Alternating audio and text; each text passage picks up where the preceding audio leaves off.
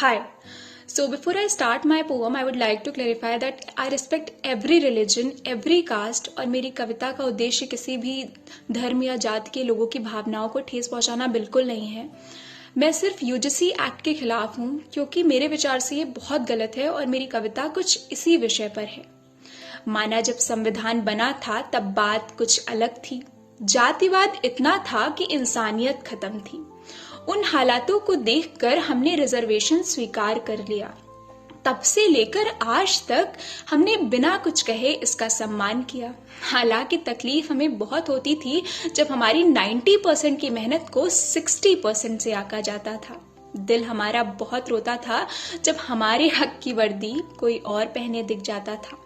Situation आज काफी different हो गई थी क्योंकि हमारे बुक्स में हमें इक्वालिटी पढ़ाई जाती थी, पर जब बात रिजर्वेशन में कॉन्स्टिट्यूशनल अमेंडमेंट्स की आती थी तब आज भी हमें हमारी औकात दिखा दी जाती थी। क्या इतनी सजा काफी नहीं थी? जो यूनिवर्सिटी ग्रांट्स कमीशन एक्ट भी आ गया। रिजर्वेशन में भी हम छीन लाते थे अपना हक, इसलिए हमारी बेरोजगारी के लिए एक नया षड्यंत्र रचाया गया। मुझे गलत मत समझिएगा क्योंकि मैं रिलीजन और कास्ट पर नहीं, ह्यूमैनिटी पर विश्वास रखती हूँ, पर इस विश्वास के बदले ऐसी नाइंसाफी की उम्मीद तो नहीं रखती हूँ।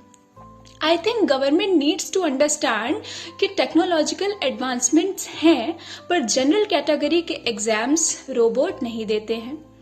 वो भी तो ह्यूमंस ही है ना, जो अपनी रोज की जिंदगी के 17 घंटे सिर्फ स्टडीज को देते हैं।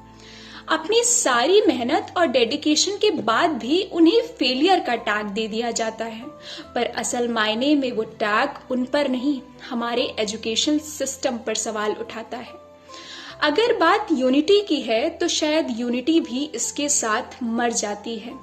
अफसोस कि हमारे देश में डेमोक्रेसी होने के बाद भी जस्टिस नहीं की जाती है। Thank you.